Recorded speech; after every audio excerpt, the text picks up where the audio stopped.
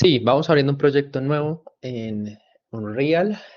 Les aviso que creo que hoy se lanzó, bueno, se me llegó un correo, que ya estaba abierta la actualización a 4.27, por si quieren actualizarse, estaría bien.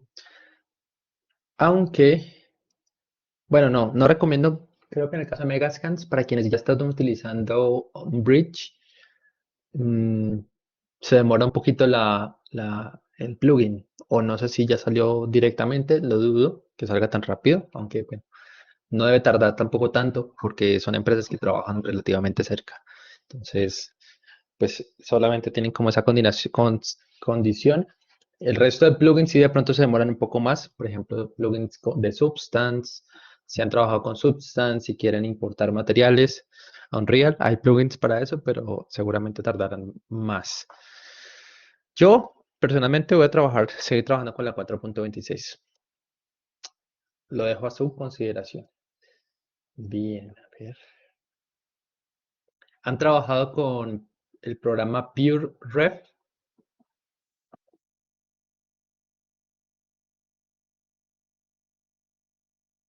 Ajá, PureRef. Eduardo, sí, correcto. El de referencias. No, o no, veo muchos no. Bueno, entonces vamos a utilizarlo. Es bastante simple, no hay tampoco que gastar mucho tiempo explicándolo, pero ¿qué dicen los demás?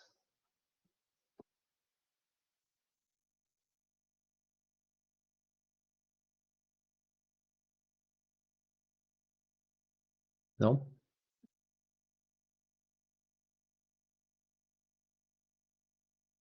Ok, listo. Entonces vamos a darle una repasada ahorita, muy rápida.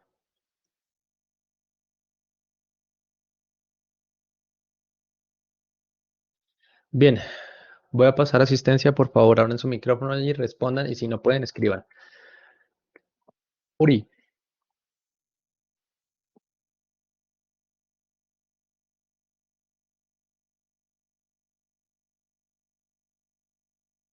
Uri, ¿estás? Lucero,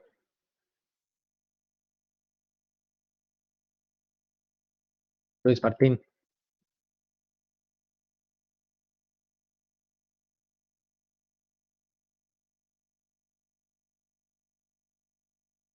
Andrés Serrano,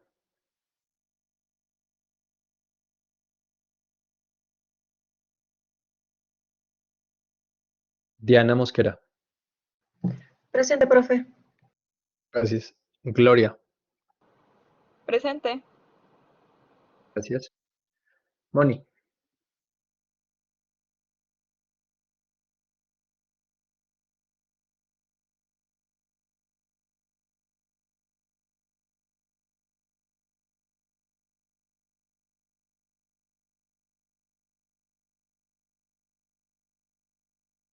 Moni, Mónica Eunice Reyes, ¿estás por ahí? Sí, profe, presente, perdón. Pablo Villanueva, gracias.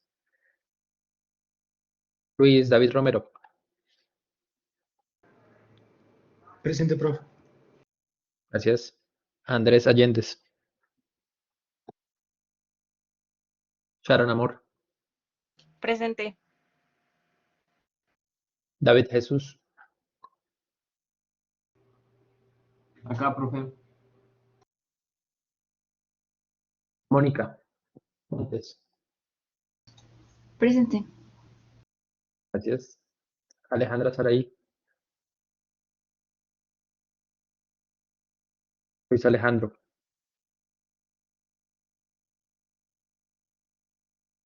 Alejandro Solano,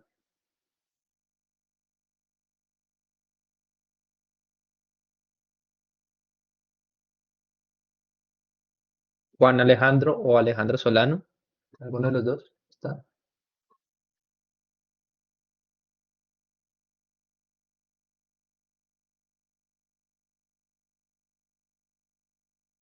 Ah, Sí, aquí le cambié el nombre, le quité el Víctor. Listo. Gracias, Eduardo. Eduardo. Tania.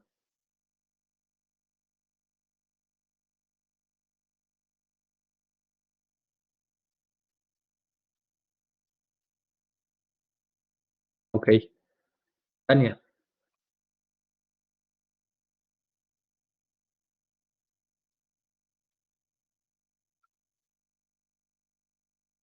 Adriana Torrijos.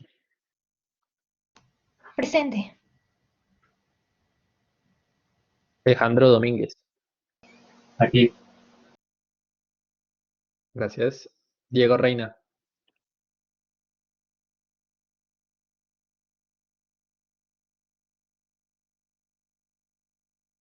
Diego Reina. ¿Estás por ahí?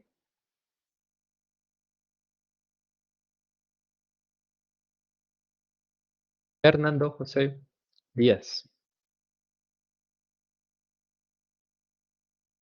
Listo, gracias. Bien. Diego, ¿me apareció? Dania. ¿Tienes algo de Dania? ¿Me apareció?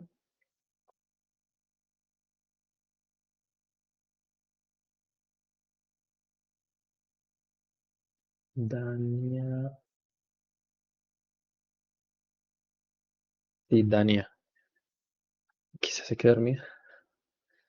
Dania. Listo. Bueno, me tengo que faltó la sesión pasada. Bien. Uri tiene problemas. Y listo. Bien. Repasemos entonces. La sesión pasada vimos un poco sobre cómo importar elementos tridimensionales en formato FBX desde otro software. En el ejemplo pusimos Maya, pero puede ser otro programa. Y también vimos cómo podemos migrar contenido de otros proyectos que ya, digamos, están usando como recursos prefabricados dentro de otro proyecto que tengamos abierto también. Nos quedó pendiente un tema muy pequeño en la presentación pasada, entonces vamos a primero continuar esa presentación. Luego vamos a revisar cómo pueden instalar rápidamente y de qué trata el programa PureRef, que es un gestor de referencia, lo vamos a utilizar. De hecho, yo creía que ya lo conocían porque se utiliza más en actividades creativas de su tipo, en el área de animación. Y finalmente vamos a ver también un poco del flujo de trabajo al que vamos a ir abordando poco a poco. Y vamos a ver cómo podemos crear, crear elementos tridimensionales, importarlos y generar mallas de colisión dentro de Unreal. Bien, vamos a ver si nos da el tiempo. Si no, pues continuamos en la siguiente sesión. Ya la sesión pasada me dijeron que iba un poquito rápido en algunas partes, así que insisto nuevamente, si sienten que es muy rápido, si tienen alguna duda, por favor, deténganme, alcen la mano, pregunten, escriban, interrúmpame activando su micrófono, no importa, el punto es que todo quede claro en la medida que vayamos avanzando todos juntos. ¿Es claro eso?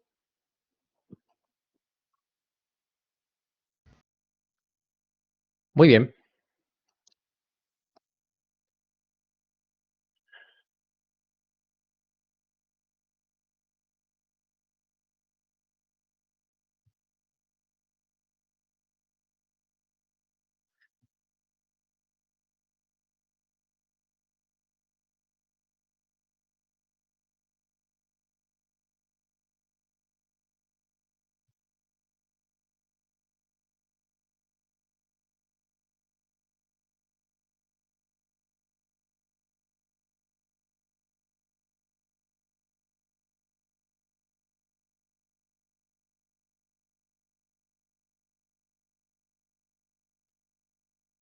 Ah, no. A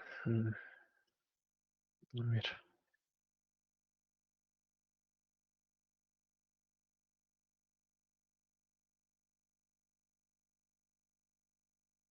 ¿Pueden ver la presentación? Sí. Gracias. Bien, nos quedamos entonces en la última parte de la sesión de importar assets. Vamos a hablar sobre el visor de referencias. Resulta que varios de los recursos que podemos apreciar dentro de la pantalla de Unreal, digamos, el contenido inicial con el que viene precargado el programa, son recursos que ya tienen texturas aplicadas, que ya tienen scripts aplicados. Por ejemplo, en el caso del escenario en tercera persona que hemos ya visto, tenemos a un maniquí o a un personaje que tiene algunas acciones que están programadas, que están animadas. Bien, vamos a ver más adelante cómo es que se programan y cuál es la lógica de esto, pero el punto es que estos elementos no funcionan de forma aislada, no pueden estar, digamos, sin estar conectados con otro tipo de recursos dentro del mismo programa. Vamos a ver un ejemplo. Entonces, por ejemplo, pensemos el caso de los materiales. Si han trabajado con materiales en Maya, con el sistema de PBR, se podrán haber dado cuenta que estos materiales funcionan es a partir de texturas que están en formatos de imágenes, que pueden ser PNGs, JPGs, Targa, TIFF, etc. Entonces, esos materiales, cuando los creamos dentro del Unreal, van a depender, al igual que en Maya, de otro tipo de recursos que serían mapas de bits. Bien, entonces a través del del visor de referencia vamos a poder visualizar qué recursos están conformando ese objeto en particular que estamos seleccionando y a su vez ese objeto de qué otros recursos hace parte. Entonces pensemos, los elementos tridimensionales necesitan un material, en este caso pues aquí está el material, estamos colocando el material en el centro y a su vez ese material está compuesto por otro tipo de recursos. Bien, entonces de entrada tenemos que entender esta lógica, es fundamental que comprendamos esta lógica y que sepamos que el programa está vinculando constantemente o está buscando al menos buscar las rutas desde las cuales obtener esta información. Bien. ¿Por qué es importante esto? Pues porque nos ayuda a visualizar que de pronto, si de pronto en algún momento falta, no sé, le falta el mapa de normales a este material, pues ya sabemos que tenemos que vinculárselo de alguna manera, que vamos a ver en el futuro. Bien, voy a abrir ahora sí el Unreal.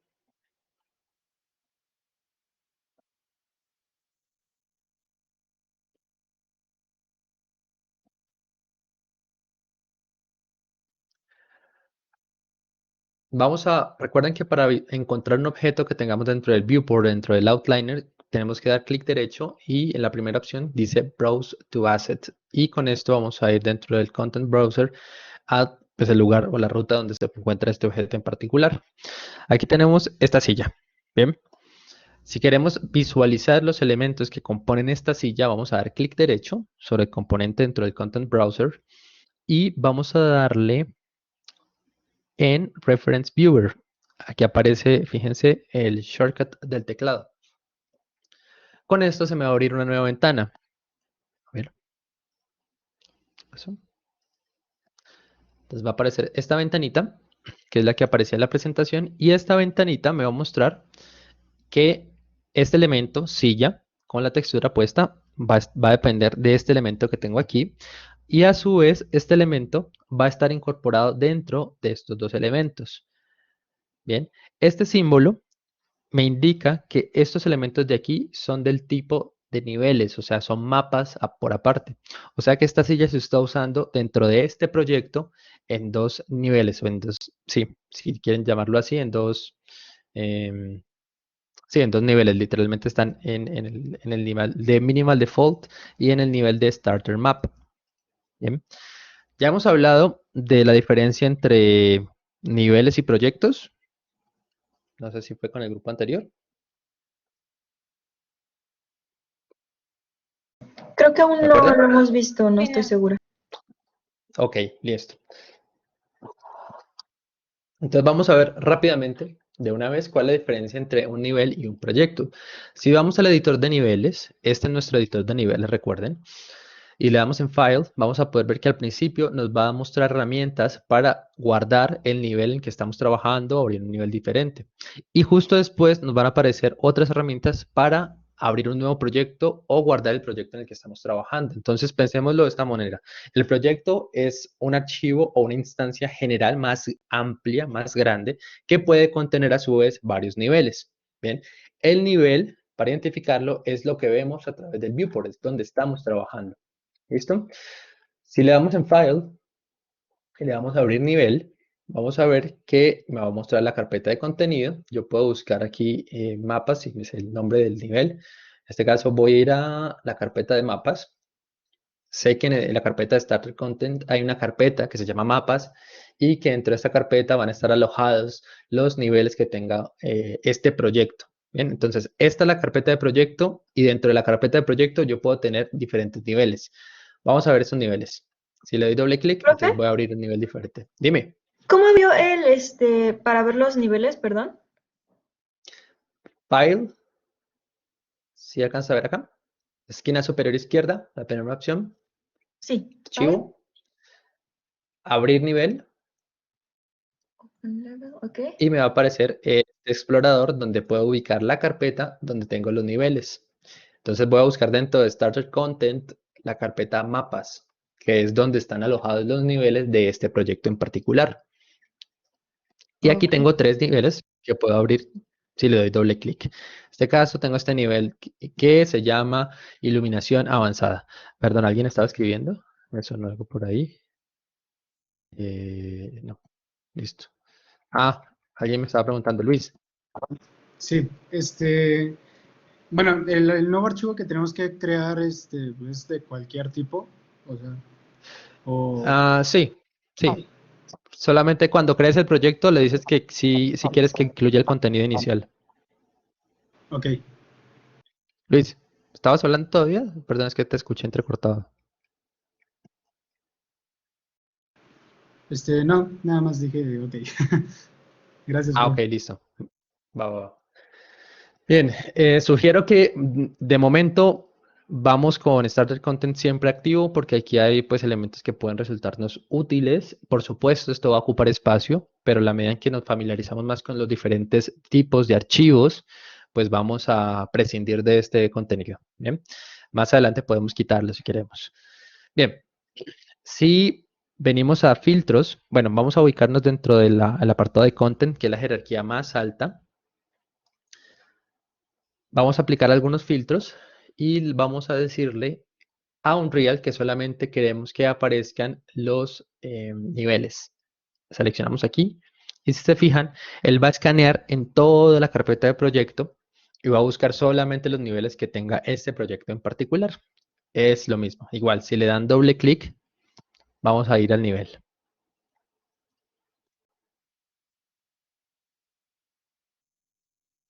Este nivel es interesante por si no lo han explorado, Starter Map.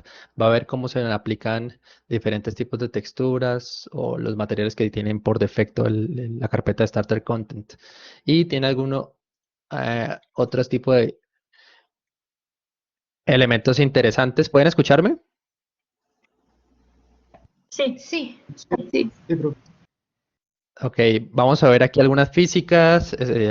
Vamos a escuchar el audio del fuego, el audio de las chispas. Eh, bien, por si quieren ver cómo funcionan otros elementos adicionales a los que ya hemos visto hasta ahorita. Vamos a callar esto. Bien, entonces ya nos queda un poco más claro cómo es en qué se diferencia el tema de los niveles y el tema de proyectos. O sea, el proyecto es algo más grande. Los niveles pueden ir dentro del proyecto. Van a ser diferentes escenas, por así decirlo. ¿Sí es claro? Sí. ¿Tienen alguna duda hasta aquí? ¿Tienen alguna duda con el visor de referencias?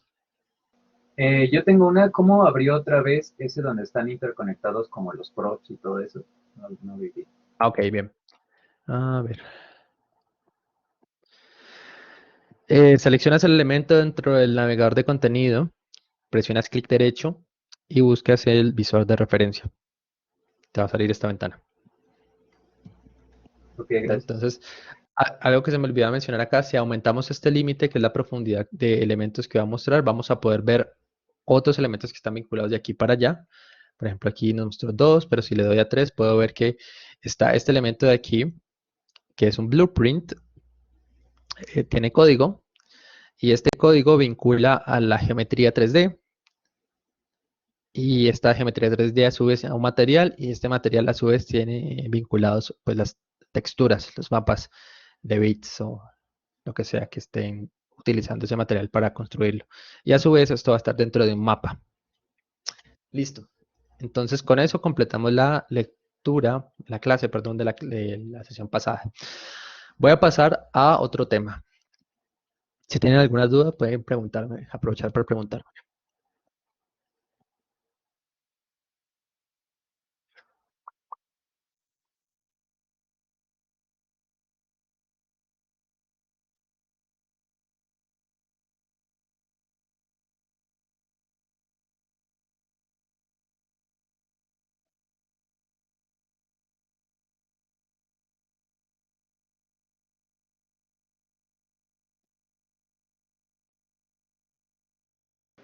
Profe, Dime. yo tengo una duda ya un poquito fuera bueno, de lo que nos acaba de decir. ¿Cómo Sí. puedo activar el plugin del Bridge para que aparezca allá en el Unreal? Ok, ¿ya tienes la cuenta de Epic? Supongo que sí. Sí, de hecho ya tengo descargado el Bridge, nada más me falta Ok, como que ya aparezca. tienes descargado Bridge. ¿Ya descargaste el plugin? Creo que no. No, creo que no. Es dentro del Bridge, Ok, ¿verdad? Ese. sí, dentro del Bridge, ajá, vas a ver una opción que es descargar plugins. A ver, para los que tengan de pronto la misma duda, voy a mostrar rápidamente.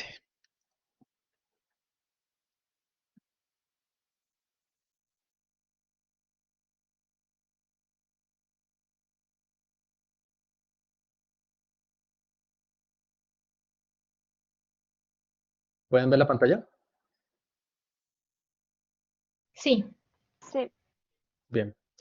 Entonces, a ver, esperemos a que... Ok, listo. Si van a utilizar Bridge, lo cual creo bastante conveniente, y quieren aprovechar el potencial de los plugins para no tener que pasar todo de forma separada, pues simplemente vamos a, cuando ya tengan instalado esto, dentro de su sistema operativo van a dar clic en editar, donde dice administrar plugins, y aquí les va a mostrar los diferentes programas donde pueden descargar el plugin. Bien. En este caso yo estoy usando el de Unreal, para Maya, para Unity, para Blender, para Cinema 4D y listo. Bien. Si quiero descargar, por ejemplo, el de 3D Max, le doy clic aquí y él va a ubicar la carpeta por defecto y va a instalar el plugin. Si no tienen por defecto, bueno, cosas para tener en cuenta, que Unreal está en una carpeta pues, que se pueda entender fácilmente, ojalá en archivos de programas, para que no haya ningún inconveniente. Es mejor si primero descargan Unreal, lo tienen cerrado, luego instalan Bridge, luego descargan el plugin y luego si vuelven a abrir Unreal. Hay ocasiones donde he visto que hay inconvenientes porque tienen Unreal abierto, instalan el plugin, pero cuando lo cierran y lo vuelven a abrir no aparece. Entonces ahí toca desinstalar el programa y volver a instalar. Entonces, pues bueno. ¿Sí es más o menos claro, Luis? Sí, creo que sí. Sí, igual, cuando ya instales el plugin te debería aparecer automáticamente. A ver. Este icono de Megascans dentro de la carpeta de Unreal. Y si no te aparece por alguna razón, puedes venir a editar en plugins y aquí escribes Megascans. Por si por alguna razón está desactivado, pues lo habilitas y listo. ¿Sí? ¿Puedes repetir esa parte, profe? ¿Dónde sacó Bien.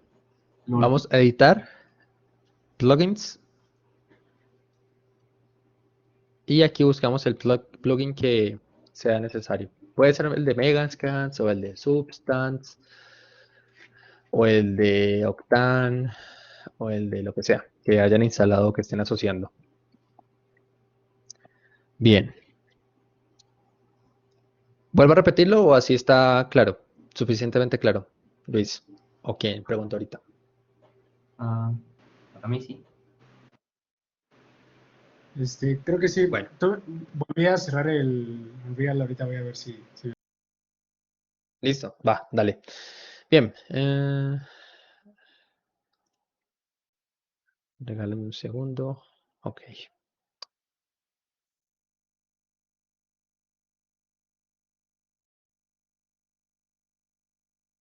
¿Pueden ver la presentación?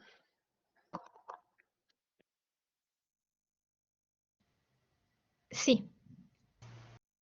Bien.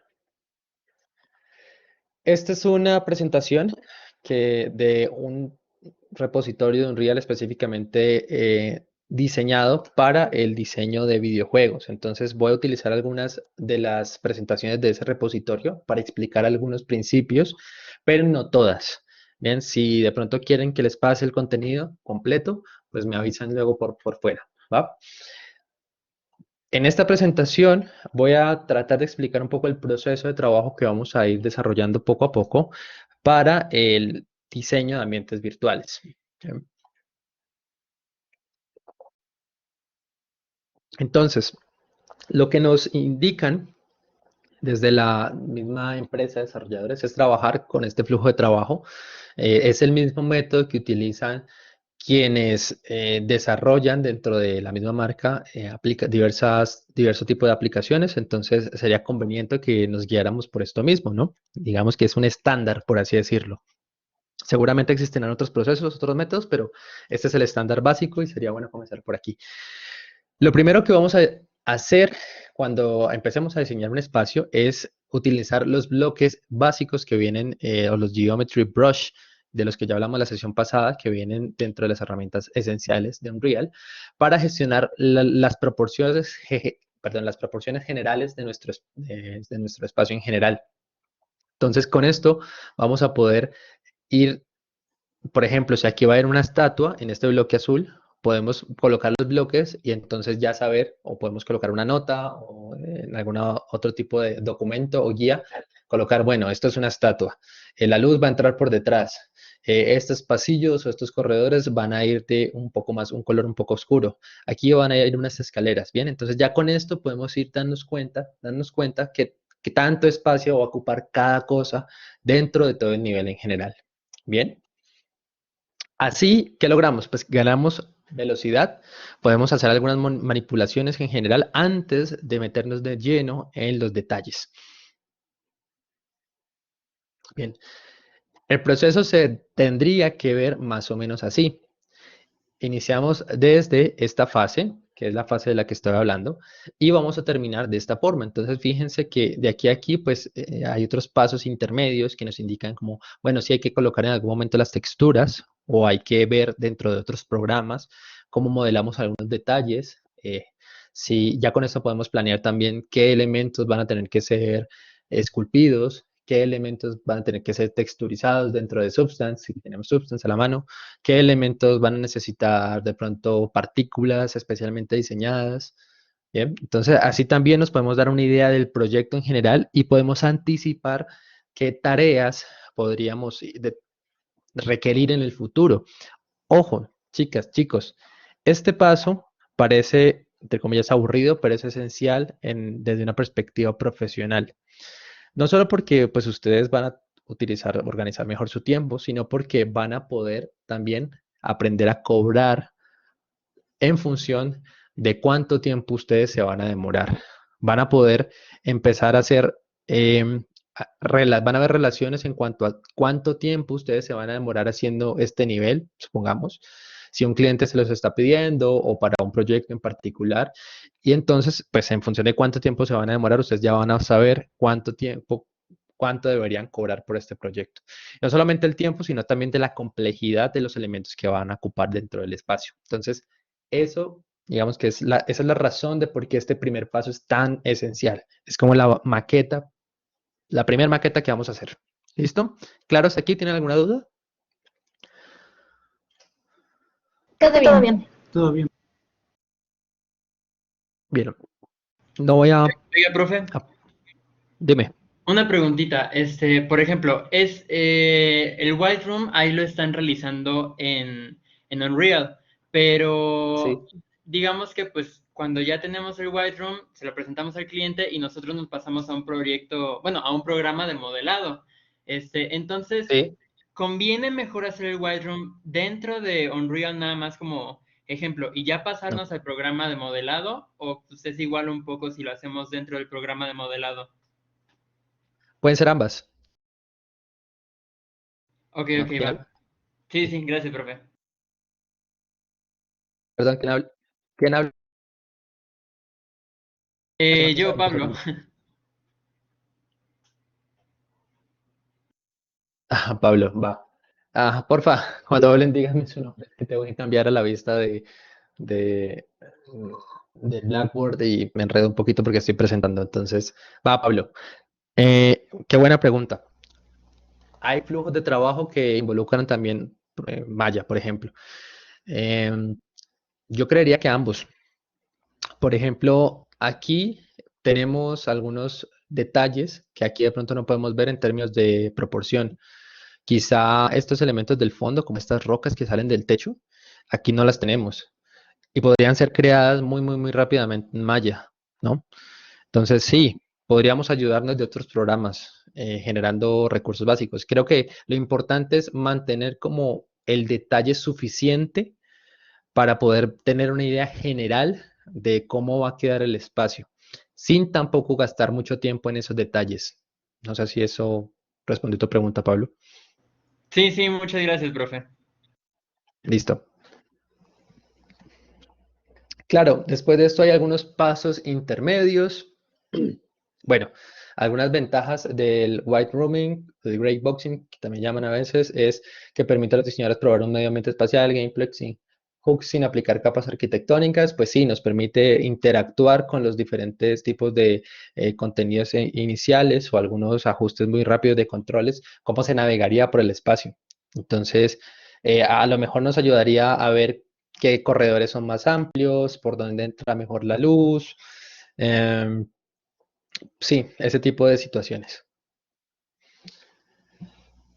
Ese sería bueno, después de esto, iniciaríamos con una malla relativamente burda. Vamos añadiendo detalle poco a poco. Luego vamos a colocar una luz también inicial. Vamos a colocar algunas colisiones. Vamos a hacer pruebas de rendimiento para ver qué tal. Luego vamos a ver cómo podemos visualizar esto. Unreal trae muchas herramientas para visualizar qué tan bien está corriendo la computadora. Tiene visores que nos ayudan a ver cuántos frames por segundo está corriendo. En general, es una medida como muy estándar que nos ayuda a ver si nuestra computadora está corriendo bien. Pero siempre recuerden, chicas, chicos, que no estamos diseñando para nuestra computadora. Podemos tener una computadora muy, muy potente que corra la aplicación que estamos diseñando, pero si nuestro usuario final no tiene esa computadora, pues no va a servir para nada. Entonces tenemos que tener en cuenta también el tipo de hardware que va a correr esta aplicación en el futuro y asimismo de ahí para atrás empezar a ver cómo podemos ir mejorando nuestra visualización, nuestro programa, nuestra aplicación en términos de rendimiento. Bien, y bueno, finalizando todos estos pasos, vamos a terminar con algunos detalles, sombras, ajuste de brillos, mejorar texturas, bueno. Entonces, ya cuando tenemos lista nuestro espacio, vamos a añadir algunos detalles. Si se fijaron, pues esto ya pasó de ser cubos a convertirse en una estatua con un pedestal. Aquí tenemos como ¿cómo se llama esto? Esto no es un candelabro, es como un brasero. Tenemos unas columnas, tenemos algunos detalles en la escalera, tenemos algunos detalles en bueno, ya así podemos ver primero cómo quedarían nuestros recursos ya mejor y más detallados. Fijémonos que el volumen cambió, ya no solamente son cubos, sino se trata solamente de ver el espacio, sino es un tema de cómo va a quedar la composición. Y creo que aquí el aspecto clave es ese, ver cómo va a quedar la composición, porque dentro de la composición hay muchos aspectos claves. Podemos pensar, bueno, ¿cuál va a ser el foco de atención dentro de este salón, dentro de este escenario? ¿Cuáles van a ser aquellos elementos que están destinados a guiar a la persona o al usuario a que recorra como yo quiero que recorra este espacio? ¿Qué elementos a lo mejor están causando distracción? ¿Qué elementos están causando obstrucción? Bien, entonces ya con estos detalles que me dan una idea mucho más clara de las sombras, pues podemos tomar esas decisiones. ¿Dudas hasta aquí? Todo bien. Bien. Ahí. Listo. Una vez ya tenemos listas las texturas y la forma más detallada, podemos añadir detalles dentro de la iluminación. Cuando hablamos de iluminación, más adelante vamos a ver que también vamos a hablar de rendimiento, dependiendo del tipo de aplicación que estemos haciendo y el hardware que va a correr y el tipo de tecnología también que tengamos a la mano. Vamos a ver esto cuando veamos el Unreal 5, ojalá. Vamos a tener que hacer algunos pasos adicionales para que se vean efectos de iluminación. ¿Por qué? Porque no sé si saben más o menos cómo funciona un renderizado estático, pero si no, a grandes rasgos, es un cálculo que se hace de todos los rebotes de luz que hay dentro de una escena. Es decir, la computadora procesa esos rebotes de luz en función de qué características tiene cada superficie y así obtenemos una imagen que nos dice que en alguna parte hay brillo, por ejemplo, que por aquí hay algunos reflejos, que por acá hay algunos brillos. Este reflejo seguramente viene desde este lado. Bien, que este material de la estatua tiene un color y tiene un nivel de brillosidad. Bien, que las columnas tienen algún acabado también, que el piso tiene un nivel de brillo y que aquí se tienen que reflejar algunas cosas. Bien, todo eso en un render estático implica cálculos, pero como aquí estamos hablando de una visualización en tiempo real, pues no podemos darnos el lujo de renderizar cada fotograma, ¿va? Entonces, lo que se han inventado los desarrolladores son diferentes métodos para optimizar ese proceso y que podamos obtener este tipo de acabados, pero en tiempo real. Esos son pasos adicionales que vamos a ir viendo más adelante y que hacen parte del proceso de iluminación. Después, vamos a visualizar cómo bueno, eso lo podemos ver fácilmente. Ahorita les muestro cómo desde la opción de mostrar en el viewport. Pero tenemos que revisar si todas las colisiones de los objetos están funcionando como deberían en función de la cámara o el visor en que estemos trabajando, si es en primera persona, si es en tercera persona. Bien, que no se obstruya en ningún momento el objeto, porque una cosa es la malla tridimensional que podemos visualizar y otra cosa es la malla tridimensional que nos va a permitir el paso, ¿no? Esto lo vamos a ver ahorita en esta sesión, cómo funciona el tema de colisiones. Y finalmente, pues tenemos, ya cuando tenemos estos elementos que son más esenciales definidos, pues podemos dedicarnos, ahora sí, a mejorar el apartado visual, que se vea todo llamativo, que se vea todo atractivo, que el usuario pueda apreciar bien los detalles que nosotros queremos. ¿Tienen alguna duda hasta aquí? No. No, profe. Yo quisiera saber el pulido, cómo se logra, o sea, qué agregas o cuál fue la diferencia de ya haber agregado las luces y las colisiones. Ok, dame un segundo, comparto otra vez. Bien, la diferencia entre por ejemplo, aquí podemos añadir un material final, pero fíjate, en comparación con la versión final, ¿qué elementos cambian? ¿Quién habla, perdón? Diana Mosquera. Diana, ¿qué elementos notas de esta imagen a esta imagen? Sí, los detalles de como del pedestal donde está la estatua, o sea, tiene ya textura pues en el pedestal, ya se ve como roto y oxidado.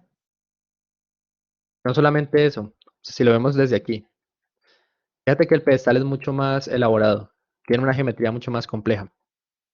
Bien, entonces, no solamente el tema de aplicar la textura, sino también de modificar la misma geometría. Esa podría ser una primera diferencia. Otra diferencia es que fíjate que aquí no hay efectos de postprocesado tan evidentes. ¿Bien? Por ejemplo, si hay efectos de bloom o de reflexiones o de brillos, pero no son tan exagerados como aquí. ¿Bien? Fíjate que en el fondo no hay detalles también. Tenemos los escudos que están pegados a las paredes. Hacen parte también de la ambientación del escenario. Y sobre todo, aquí podemos balancear qué tanto nivel de detalle podemos tener dependiendo del rendimiento del hardware en el que vamos a correr esta aplicación. ¿Sí, Diana? Sí, profe, gracias. Entonces, Igual, ¿qué diferencia hay aquí? Pues que aquí vamos a poder determinar qué elementos podemos añadir para mejorar o para lograr el ambiente que necesitamos y qué elementos, más bien, o qué elementos podemos sacrificar para mejorar el rendimiento de nuestra escena. Ya sea elementos de carácter visual como las texturas o carácter también, bueno, sí, visual en cuanto a las geometrías que tiene el escenario. Por ejemplo, bueno, digamos que aquí esto lo va a correr un móvil, entonces le dicen, bueno, necesito que esta aplicación corra más fluidamente en este tipo de móviles con estas características, entonces voy a disminuir el número de polígonos que tiene este ángel. Entonces tendría que tomar esa decisión desde aquí, aunque es una decisión un poco drástica o dramática, pero bueno, es para que me entienda. ¿Sí es claro? Sí, Bien, esta presentación tiene, bueno,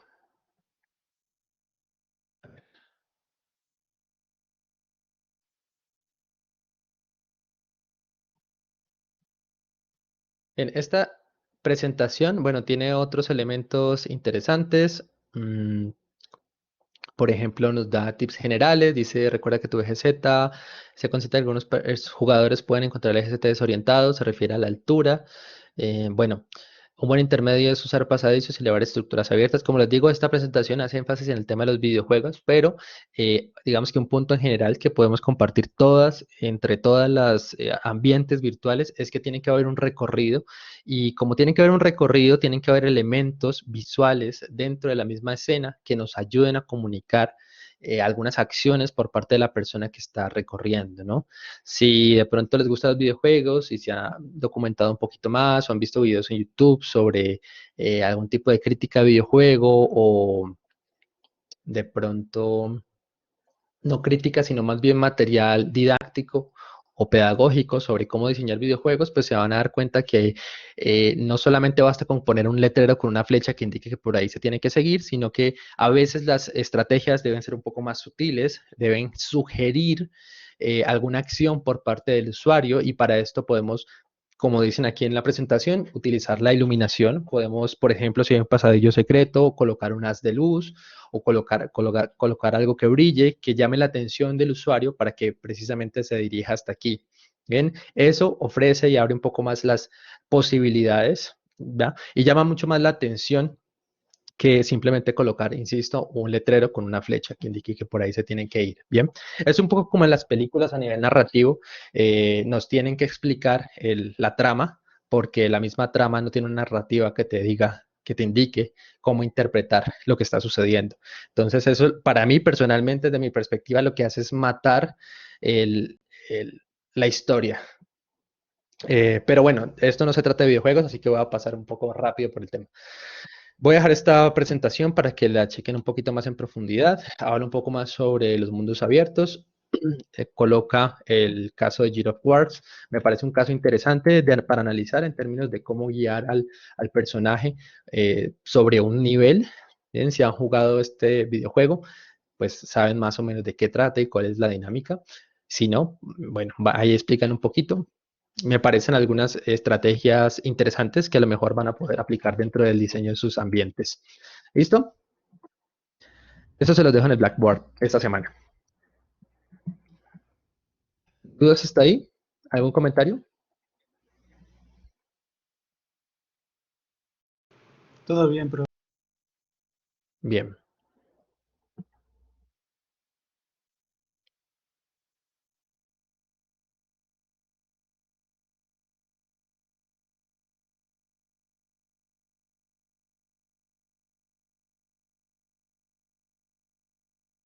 Bien, denme un segundo, ubico la presentación ahora que habla sobre mallas estáticas.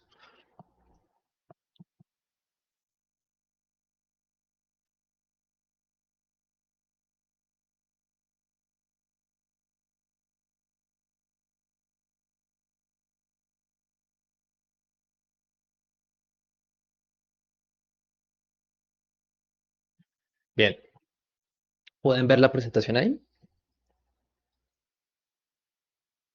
sí. Sí, Listo. Vuelvo a repetirles. Las presentaciones que les estoy mostrando son una mezcla de varios recursos a los que he accedido en Unreal. No voy a subir todos los recursos completos porque son muchas presentaciones, entonces solamente voy a subir los que estoy mostrando en clase. Si de forma independiente, autónoma, ustedes quieren tener acceso a estos recursos ya ampliamente, porfa, díganmelo por fuera, por favor, ¿va? O al finalizar la clase. Bien, en esta presentación quisiera abordar el tema de mallas estáticas y colisiones, cómo generar colisiones dentro de Unreal. Bien, ya habíamos mencionado que, bueno, esta presentación está en inglés, trataré en la medida de lo posible de traducirlas, pero si no, pues de todas maneras van a quedar en inglés. Habíamos hablado que los elementos tridimensionales son de los assets más usados dentro de cualquier aplicación en Unreal, ¿sí? Entonces, importante, ya habíamos hablado también de assets, los assets son recursos, ¿bien?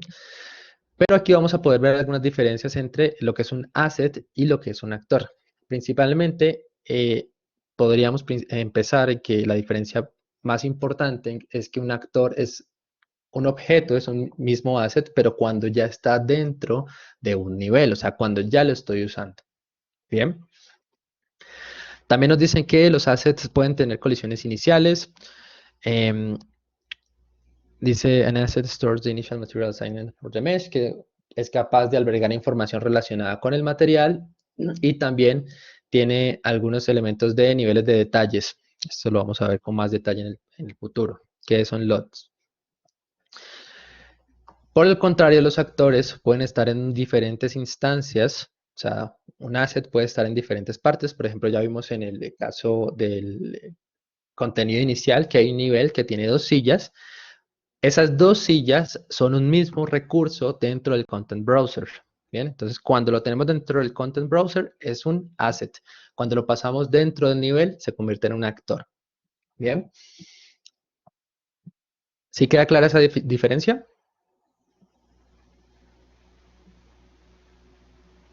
Sí, o sea, cuando está en el Content Browser es un asset y al pasarlo como al mundo ya es un Sí, actor, ¿no? correcto. Cuando lo estoy viendo dentro del viewport es un actor de nuestro nivel. Es fácil, ¿no? Imagínense que el nivel es una escena, bien, es la misma eh, metáfora que se utiliza en ciencias sociales. Es una escena, el mundo es una escena y dentro hay actores. Los actores, por ejemplo, pues pueden ser estas sillas, pueden ser las mesas, las iluminaciones, etcétera. Bien, ahora hablemos de mallas estáticas. Las mallas estáticas son mallas que el programa va a utilizar, se les llaman estáticas porque van a quedarse quietas, no se van a mover y como no se van a mover, el programa va a utilizar algunas series de procedimientos para calcular la iluminación. Bien, entonces, por eso es importante desde ahora reconocer que hay una diferencia entre un objeto, si se mueve o no se mueve dentro de un escenario o dentro de un nivel. Si se mueve, ese objeto va a consumir más recursos dentro del procesamiento de ese nivel o de esa visualización. Bien, mientras si es estático, pues vamos a tener procedimientos que van a gastar menos recursos. Bien, las mallas estáticas van a contener lo siguiente, van a tener un pivote, ¿no? Al igual que en malla, por ejemplo, cuando diseñamos, modelamos, hay un pivote que nos indican los ejes, y estos ejes nos indican la posición, la dirección de estos elementos. Al igual, en Unreal va a tener un pivote.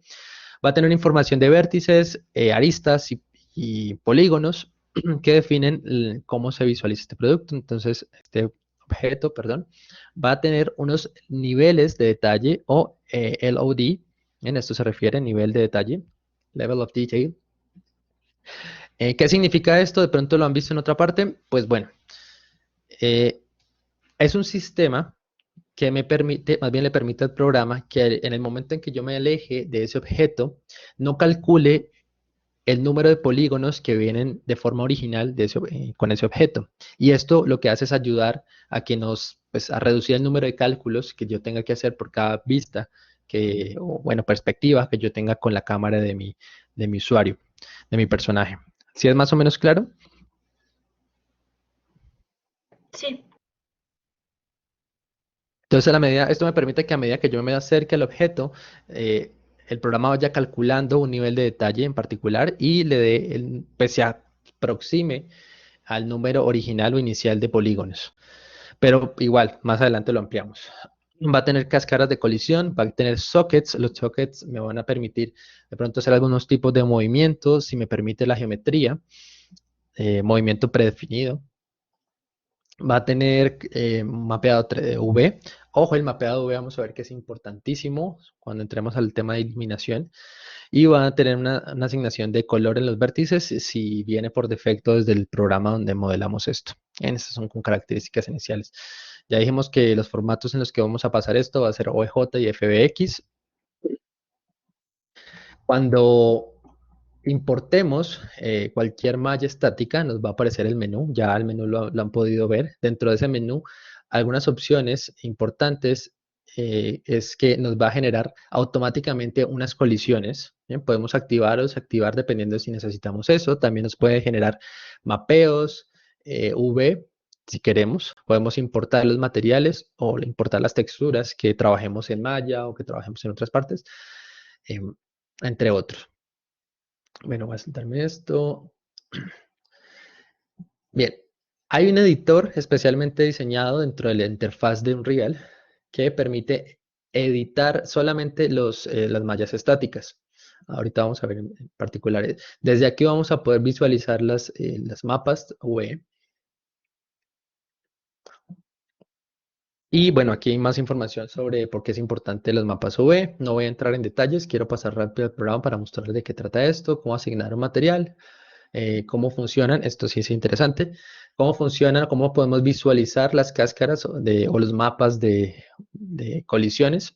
Los mapas de colisiones los podemos también trabajar desde el programa donde trabajemos, donde elaboremos o fabriquemos este recurso, pero eso lo vemos también más adelante. Lo importante aquí es que dentro de este editor vamos a poder visualizar cómo va a funcionar la colisión de este elemento. Esto es como una puerta, como un arco. Supongamos que queremos que un personaje pase a través de esto. En este caso, lo que nos está indicando el programa es que, pues no. ¿Por qué? Porque el bloque de colisión o la cáscara que delimita esa colisión con este objeto, esa interacción, pues bloquea la entrada. Entonces, para eso tendríamos que optar por diferentes resultados que nos puede dar el programa, diferentes herramientas que también nos ofrece el Unreal para poder editar este sistema de colisiones. Aquí vamos a ver que podemos hacer un sistema de colisión basado en cubos. En este caso, pues la persona que está trabajando con este recurso, con este asset, hizo 3 cubos, uno para representar cada pilar y otro para representar la parte de arriba. Bien, o podemos también decirle al programa que calcule con base en la malla poligonal que ya tiene este recurso, pues una malla prefabricada. Esto es interesante, pero ojo, porque entre más polígonos tengamos dentro de esta cascarón, pues más recursos también le vamos a pedir a la máquina para calcular ese tipo de interacciones o intersecciones más bien también. Listo. Entonces, ahora sí vamos al Unreal. Bien, primero vamos a ir a Maya más bien. Entonces, si tienen Maya, nuevamente les pido que abran su programa. 4. ¿Hasta ahí alguna duda?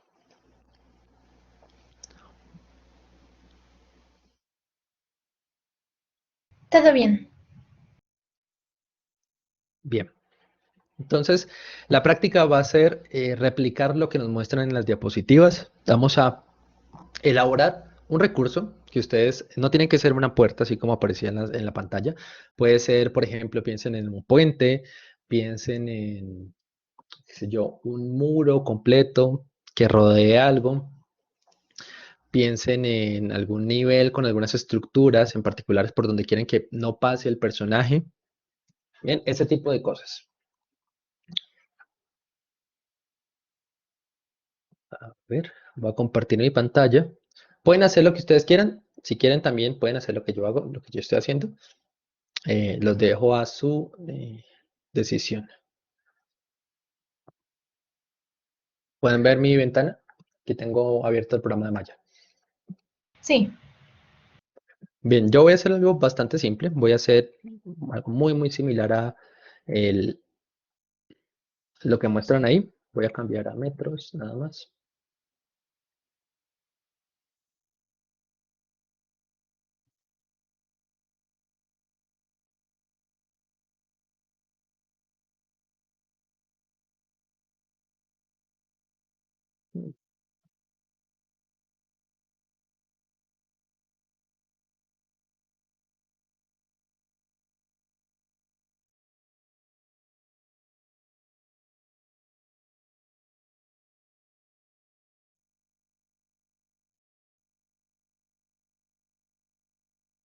Bien, lo que estoy haciendo aquí es replicar el portón. Estoy trabajando en metros. Si están en malla, recuerden que dependiendo de la unidad, cada una de estas rejillas representa un tamaño en particular. Entonces, de esta manera, si yo selecciono estos dos cuadritos, pues digo que quiero que sea una puerta de 2 metros de ancho.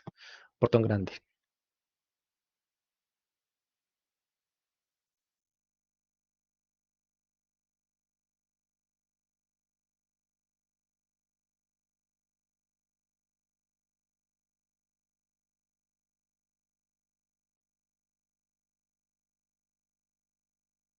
Y a ver, reviso otra vez el portón para hacer algo muy similar. Un cuadro acá, esfera acá,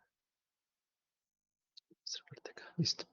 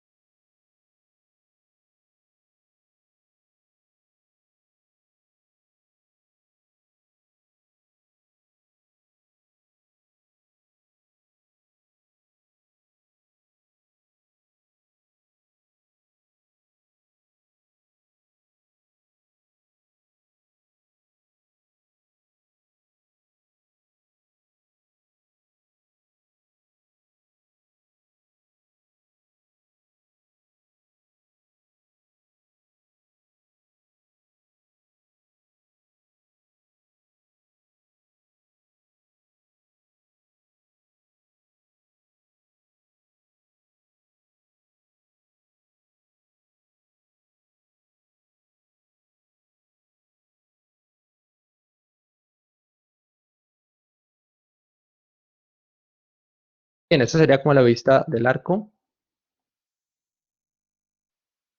Y ahora voy a darle mirror. Les sugiero que hagan algo similar que se pueda aplicar con la herramienta espejo y ya pues así no gastamos tanto tiempo en la creación de recursos. Listo, cuando hagamos este tipo de prácticas, tratemos de trabajar con algo muy simple para que nos concentremos sobre todo en la práctica con el Unreal. Yo confío en que ya podemos manejar Maya con relativamente facilidad.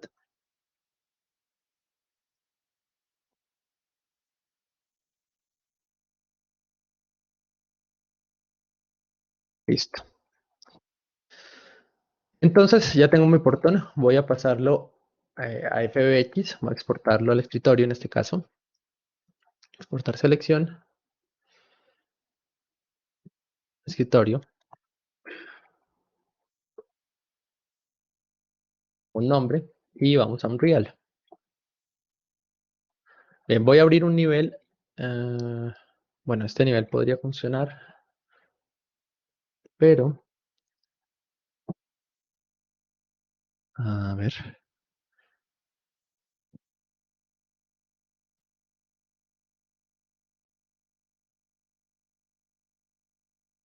Bien, ¿tienen alguna idea de lo que quieren trabajar para esta práctica?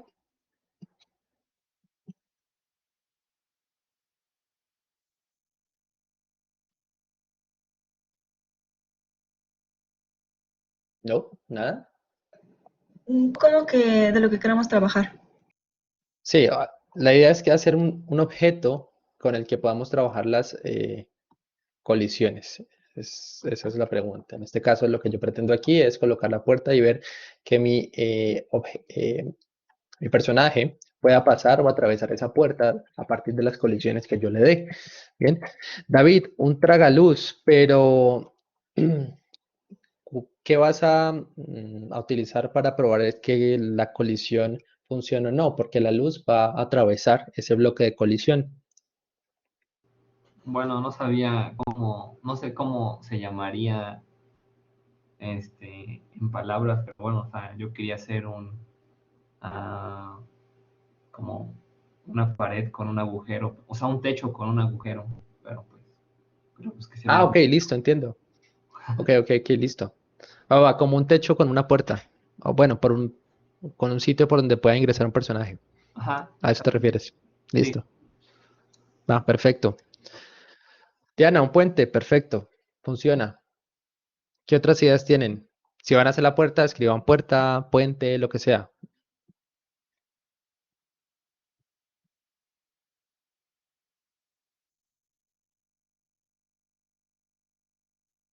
Moni, puerta. Ok, Eduardo, puerta. Gloria, puerta. Lucero, puerta.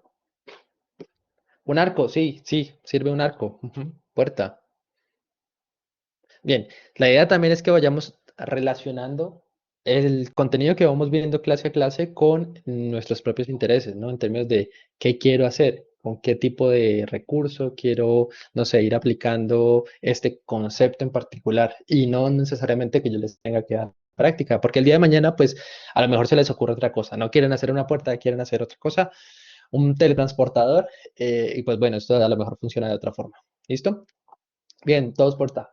Va. Entonces tengo mi proyecto de Unreal y si quiero pues importar el recurso, ya vimos que puedo hacerlo desde aquí directamente o arrastrándolo dentro de el Content Browser. Aquí tengo varias cosas. ¿Dónde quedó el total? No entra.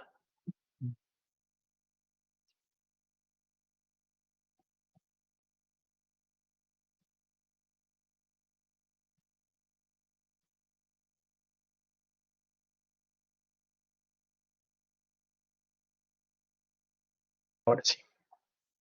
Bien, lo que veíamos en la explicación, en la presentación, es que dentro de estas opciones de importación, puedo activar o desactivar que ya venga con una colisión predeterminada o no.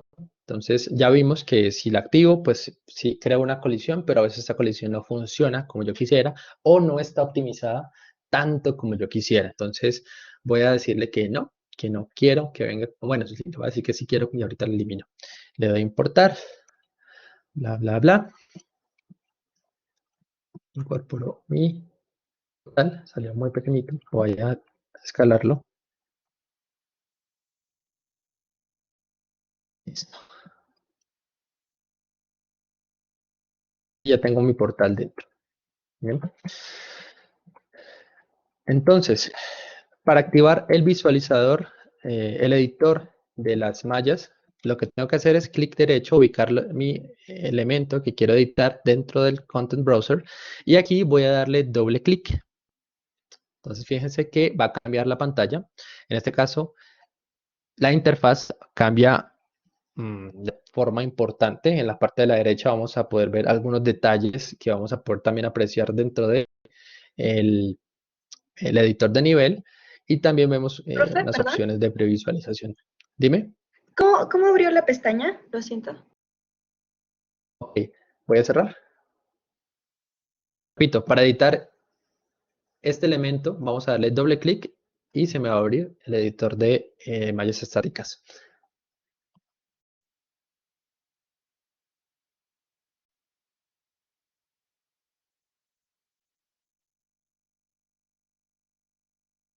¿Sí? ¿Es correcto? ¿Es claro? ¿Hasta ahí? Perdón, profe, es que se me trabó. ¿Puede volver a enseñar? Lo siento.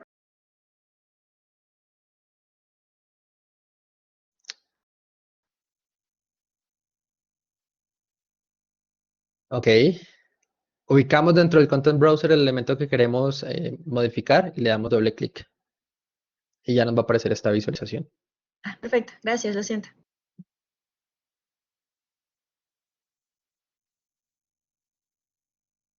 ¿Alguien más tiene alguna duda hasta aquí?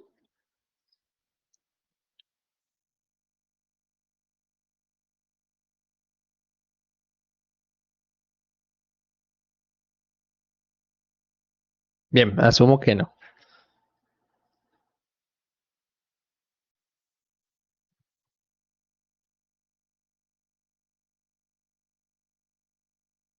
Bien.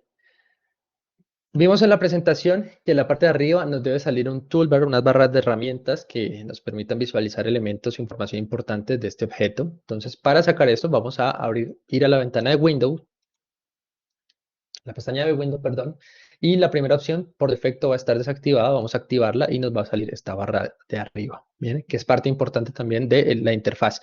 Por supuesto tenemos un viewport que va a tener las mismas características que el viewport del editor de nivel que ya vimos. Bien, ¿qué nos interesa aquí? Pues bueno, nos interesa primero visualizar las colisiones. Entonces, dentro de este toolbar va a haber un botón que nos va a indicar cómo vienen las colisiones por defecto de este objeto. Entonces, fijémonos que en este caso, las colisiones de este objeto salen de forma similar como en el caso de la presentación. ¿Bien? Salen en un bloque completo que va a impedir el paso de aquí a aquí. Vamos a ver si esto se cumple. Voy a cerrar esta pestaña y voy a darle en play. Y sí, si trato de pasar por este portal, pues no me va a dejar. ¿Por qué? Porque aquí hay una colisión activa. ¿Ah? Entonces voy a terminar. Para terminar el modo de jugador, presiono en tecla Escape, doble clic nuevamente, vuelvo a activar el toolbar y me fijo en la colisión. Listo. Entonces, ¿cómo cambiamos esto? En la parte de arriba va a haber una opción o una pestaña que se llama colisión. Dentro de esta pestaña vamos a poder encontrar algunas herramientas para generar diferentes bloques de colisión. Entonces, si queremos replicar lo que vimos en la diapositiva, lo primero que tendríamos que hacer con este elemento sería remover la colisión que ya existe. Ven que ahí desapareció. Y luego vamos a empezar a añadir otros elementos que describan de mejor forma esa colisión. Entonces, fijémonos que ahí acabo de colocar un bloque. Bien.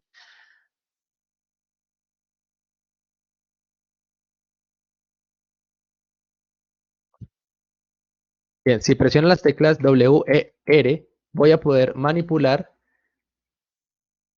las medidas de este bloque.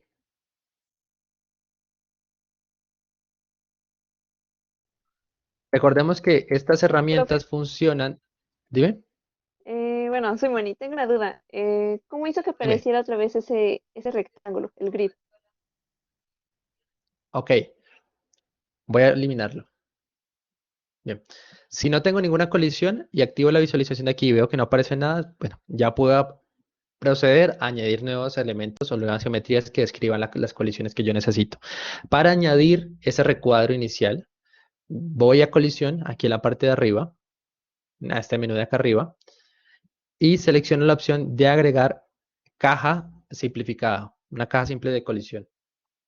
Puedo añadir otro tipo de formas, puedo añadir esfera, puedo añadir cápsulas, puedo añadir otro tipo de- de formatos, o puedo añadir eh,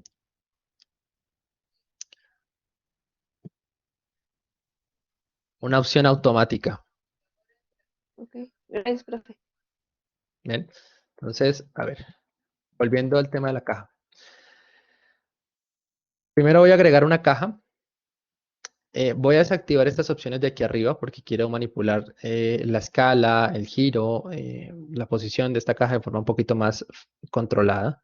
Entonces voy a tratar de darle como el ancho de cada una de las columnas.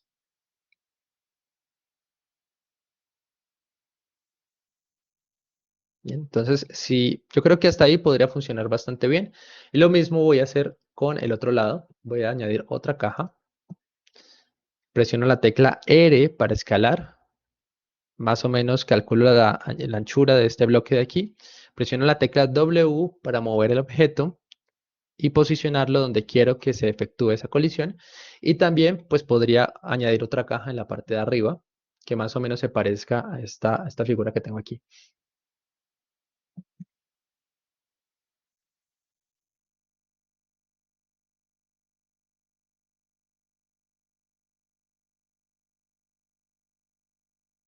Listo. Listo. Ahí tengo mis cajas o mis bloques de colisión. Ojo, si yo quiero que esto se aplique dentro del espacio, del nivel que estoy manejando, tengo que grabar las modificaciones que he hecho dentro de este escenario, dentro de esta instancia. Y luego cierro esta pestaña. Profe, Voy- ¿agregó cada una de las cajas como le mostró Moni? ¿Agregó 3 cajas? Sí, agregué 3 cajas. Y ahora voy a poder darme cuenta que listo. Ya la colisión sirve, funciona. Y puedo comprobar que si intento saltar a la parte más alta, ay, voy a mantener una distancia porque la caja llega hasta ahí solamente. ¿Bien? No me deja pasar de esta distancia. ¿Dudas hasta aquí?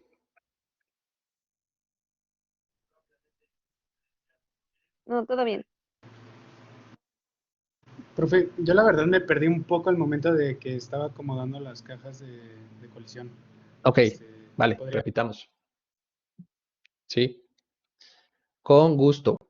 Bien, Profe, perdón, bueno, si dime. quiere después, pero yo estoy teniendo un problema de que no sé si mi objeto es muy chiquito, pero no me deja acercarme bien y Sí, no lo si de puedo centrar en pronto, la pantalla.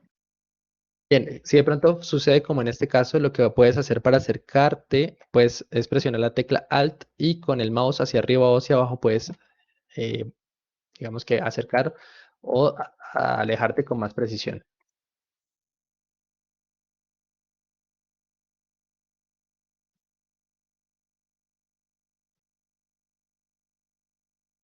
¿Alguna duda hasta aquí?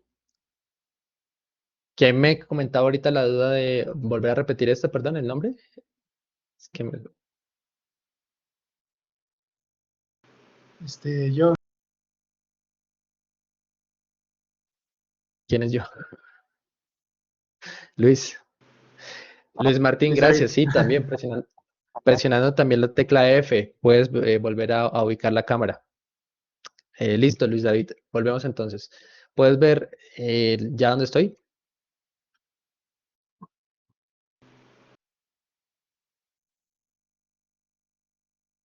Ok, bien. Entonces, voy a añadir la primera caja.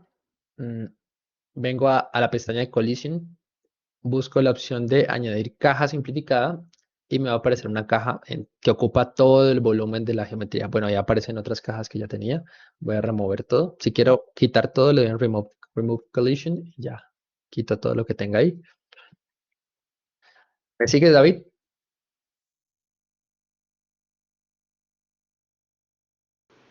Sí. Listo. Entonces, una vez tengamos esta caja, yo puedo darle clic encima de la caja y puedo presionar W, E o R dependiendo del tipo de modificación que yo quiero. Luis Martín, Pero tengo una duda. Bueno, yo no puedo, acomodar bien la colisión, como que da un saltito, no se mantiene en el lugar. ok. Si da un saltito, fíjate que tengas desactivadas estas opciones de Snap. Ok. ¿Sí? Entonces, estas funciones de Snap son bastante convenientes en algunas ocasiones, pero bastante inconvenientes en otras. Entonces, vamos a estar activando o desactivándolas constantemente. Creo que están colocadas dentro de la interfaz en un muy buen lugar donde podemos activar o desactivar cada una de estas. Y funcionan de forma independiente. Una funciona para mover, o sea, con la herramienta W. ¿Te fijas? me va a dar ese salto de 10. Yo puedo cambiar esta unidad luego. Otra funciona para los giros y otra funciona para el escalar. Ah, muy bien, gracias. Ok, bien. Entonces, volviendo al tema, Luis David, lo que voy a hacer con estas cajas es tratar de darles, pues primero la posición, el volumen, el espacio que yo quiero, dentro del objeto. Entonces, recuerda que lo que está dentro de la caja va a ser la colisión que va a tener este objeto. Entonces, no va a poder pasar o penetrar esta caja. ¿Sí está, Luis?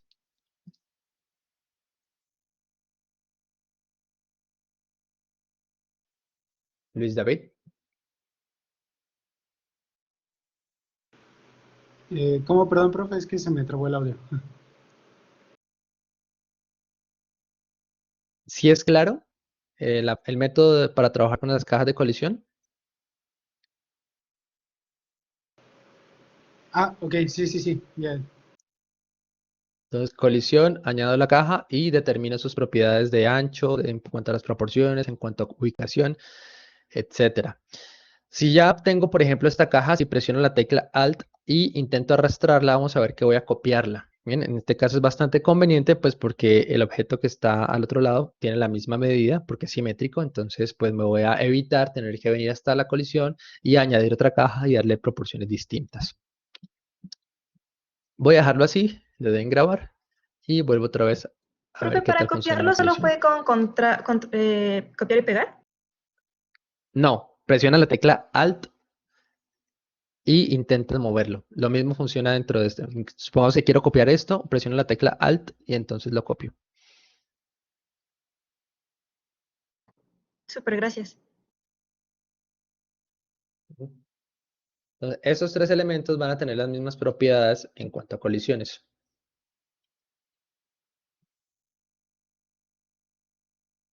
Y si intento saltar por encima del arco, lo que va a suceder es que voy a atravesar el arco. ¿Vieron? ¿Por qué? Porque no coloqué ninguna caja de colisión. Bien, ¿dudas hasta ahí?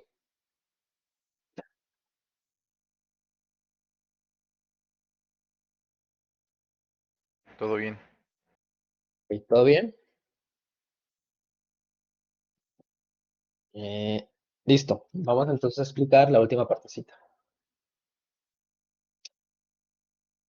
Vamos a probar la herramienta de colocar automáticamente la colisión de este objeto. Voy a primero remover la colisión. Visualizo la colisión que tengo ahorita presente. Y nuevamente desde el menú de colisiones, en la parte final voy a colocar la opción de Auto Convex Collision. Entonces se me va a activar este menú dentro de la parte derecha, que dice Convex Decomposition. Desde aquí yo puedo manipular el número de vértices, el número de polígonos que va a tener esta malla que voy a crear. Si por defecto yo lo dejo así, le doy a aplicar, este va a ser el resultado que me va a arrojar. ¿Bien? Entonces, de aquí podemos determinar algunas cosas interesantes, pues que no es digamos, un resultado que va a ser constante, puede tener fallos y yo seguramente voy a tener necesidad de modificar estos valores si lo que quiero es, por ejemplo, no sé, que el personaje no choque con esta parte de acá arriba. Entonces, para eso, pues voy a remover nuevamente la colisión y voy a aumentar el conteo de cáscaras, por así decirlo, o polígonos, si quieren llamarlo así también. Entonces, si aumento esto, no sé, a 30 y le doy en aplicar, vamos a ver que tengo más polígonos y entonces va a tratar de copiar de forma más fiel la geometría que yo tengo en mi objeto.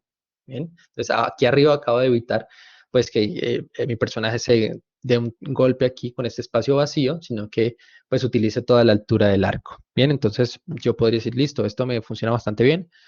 Voy a darle grabar. Salgo de aquí y voy a probarlo nuevamente. Funciona bastante bien. Trato de penetrar los polígonos o la malla poligonal, pues funciona bastante bien. De hecho, hay una interacción, un detalle, si trato de acceder aquí, si notan el personaje como que se desliza por ese pequeño desnivel que tengo, ¿Cuál es un detalle? Pues que se agradece también en algunas ocasiones. ¿Dudas con este método? Perdón, profe, ¿puedo pedirle que lo repita otra vez? Claro que sí. Listo. Entonces, vamos a editar el objeto. Voy a remover las colisiones. Y para aplicarle ese tipo de colisión automática, voy a ubicarme en la última parte, bueno, penúltima parte de la pestaña de colisiones. Me va a salir esta pestañita en el apartado de la derecha, en el bloque de la derecha.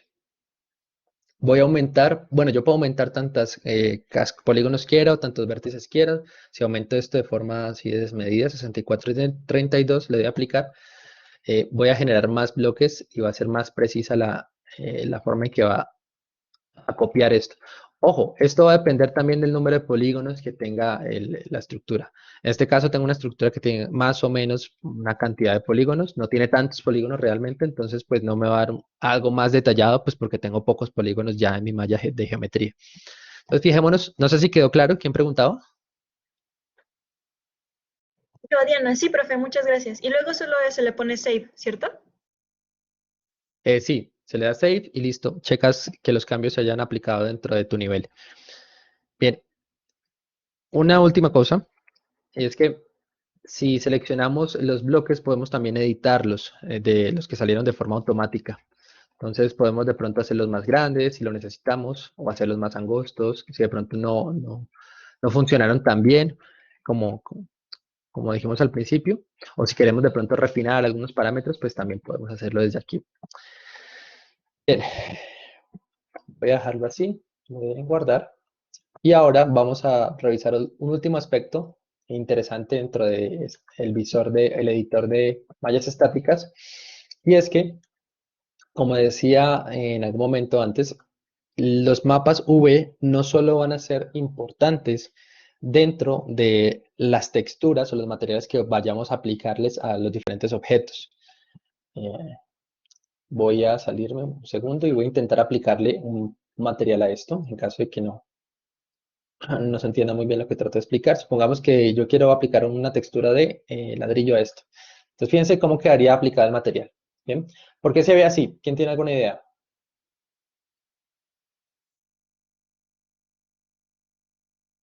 Pues igual y no está bien mapeado, ¿no? Por los Sí. mapas UAV. Ujú. Por los mapas UV, correcto. Los mapas no coinciden, no están correctamente mapeados, a lo mejor están superponiéndose, no son proporcionales, entre otros. ¿Listo? Entonces, esta es una de las consecuencias si no mapeamos bien antes de pasar un asset a Unreal. ¿Listo? Pero lo que va a pasar también es que al momento de calcular la iluminación, el programa tampoco va a saber cómo calcular esto, porque esta iluminación se calcula con base en los mapas UV. Entonces, a veces estos elementos que están sin mapear o mal mapeados, pues no van a poder proyectar bien las sombras o van a tener sombras extrañas, si pasan cosas raras con los reflejos y con la iluminación que se proyecta sobre estos objetos. Entonces, fijémonos, ahí le di calcular la iluminación y fijémonos que esta parte de aquí adentro apareció de otro color, ¿bien? Entonces, esto es un problema del mapeado. ¿Cómo nos damos cuenta que un objeto está mapeado correctamente dentro de, bueno, no correctamente, que sea que tenga mapas que no se estén sobreponiendo? Pues bueno, vamos a ir otra vez al editor de los mallas estáticas y vamos a la opción dentro del toolbar, en la parte de la derecha, que dice UVs. Y aquí podemos ver dos canales que vienen por defecto, el canal 0 y el canal 1. Ojo, Unreal comienza el conteo de canales V en 0, para que tengamos en cuenta. Y nos dice que este es el mapeado que viene ya por, digamos, heredada desde el programa donde trabajamos este modelado 3D. Y si vamos a Maya y vamos al editor V, pues sí, es exactamente lo mismo, tiene la misma forma, solo que aquí está teselado, en Maya no. Pero pues es exactamente la misma forma. ¿Listo? Entonces, si voy a volver a importar esto desde aquí, voy a darle un...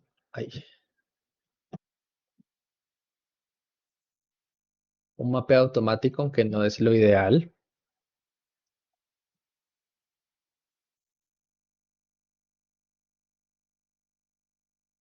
Oh. Y con el mapeo automático obtenemos este resultado. ¿Listo? Que es mucho mejor que lo que teníamos antes. Tenemos un montón de caras que por lo menos ahorita no se están sobreponiendo entre sí.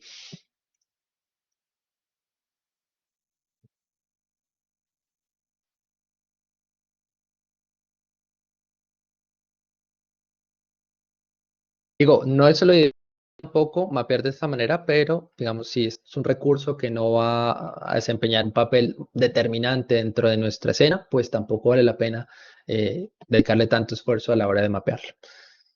Bien, ¿dudas hasta aquí?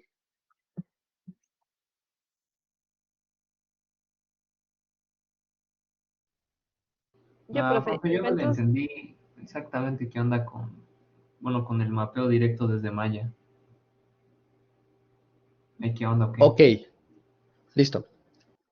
Trataré nuevamente de explicarlo y si no, no te preocupes porque más adelante lo vamos a ver en profundidad con el tema de la iluminación. ¿Quién habla, perdón? Yo, David, normal. David. ¿Luis David? No, ¿O David David, normal? David Jesús. David Jesús, ok. Bien, fíjate que acabo de eliminar estos elementos y me quedó la sombra. ¿Sí ves? Sí, profe. ¿Por qué crees que sucede esto? No, pues la verdad ni idea. Todavía sigue las cajitas esas. No, no, el objeto ya no está y puedo cerciorarme desde el outliner que ya los objetos no están dentro de mi nivel. Pues esto pasa porque el programa todavía no ha computado la iluminación de estos elementos que ya no están ahí. ¿Va? Entonces, este concepto es clave, David, porque eh, tenemos que ser conscientes de que en este tipo de aplicaciones el programa tiene algunos procesos para calcular esos rebotes de forma previa, es decir, no los calcula en tiempo real. ¿Qué pasa? Que esos rebotes los calcula en función de la malla poligonal que tenga nuestro objeto y el mapeado V que tenga ese objeto. ¿Ves para dónde voy? Sí, profe. Entonces, si yo tengo un mal mapeado V, pues la iluminación también va a ser extraña, puede hacer cosas raras, ¿va? Porque haz de cuenta que se generan mapas de iluminación basado en el mapa V, en el mapeado V. Haz de cuenta como si fuera una textura que me dice dónde va la sombra y dónde va el brillo.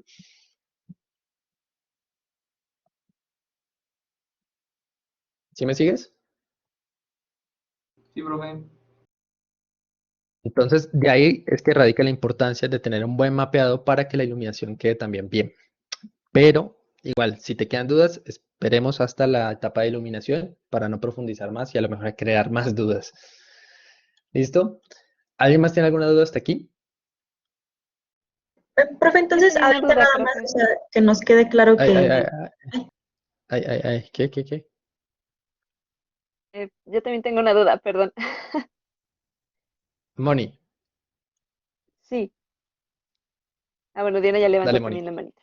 Ok, bueno, entonces ahorita lo que hizo profe, que fue en Maya, en poner el mapa V en Automatic, o sea, tendría que volver Ujú. a importar el modelado, ¿no?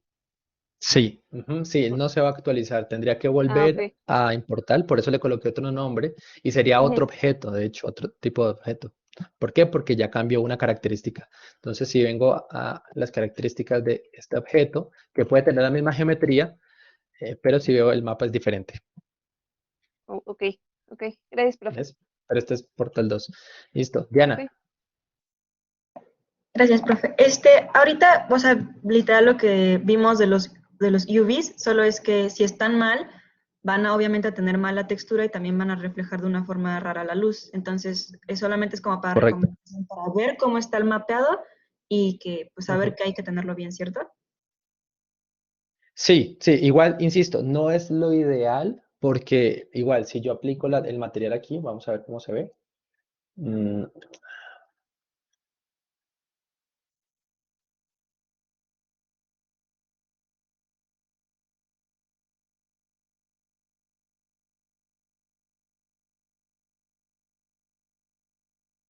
Tampoco, o sea, ya funciona un poco mejor, pero tampoco es lo ideal, ¿no? Tampoco funciona correctamente. Vamos a ver que en este caso, bueno, no se nota tanto, pero hay algunas líneas de corte claramente. Ok, ok. Entonces, depende, digo, lo propongo como un flujo de trabajo siempre que este objeto no esté en algún punto donde no se queda de nuestra ciudad, donde se noten esos puntos donde se cose el material, o donde la iluminación tenga que ser muy, muy precisa, ¿no? Si va a ocupar un lugar relevante dentro de nuestra escena, pues sí recomiendo hacer un mapeado mucho más exhaustivo, bien, pensando dónde van a quedar los cortes, dónde se van a ver, dónde podría más bien ocultarse en ese tipo de consideraciones. ¿Sí, Diana? Sí, profe, pues está bien como para ir checando exacto el workflow. Ok. Pues David, Una duda básica. ¿Cómo puedo ajustar o centrar el pivote de un objeto? bien, eso depende, bueno, de momento, eso depende desde que lo exportamos. Si lo trabajas en Maya en cualquier programa, trata de que el pivote quede en el centro. Es que sí lo exporté con el pivote centrado, pero me lo está poniendo, digamos, en una esquina. Ok, comparte pantalla. Ok, me tengo que salir de la sesión y entrar otra vez. Dale, listo.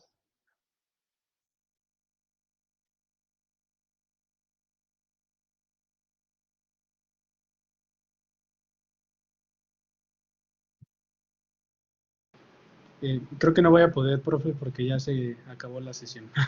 Bueno, ya no aparece pues en Ok, sí, cierto, sí es cierto. Bien, bueno, vamos a dejarlo hasta aquí por ahora.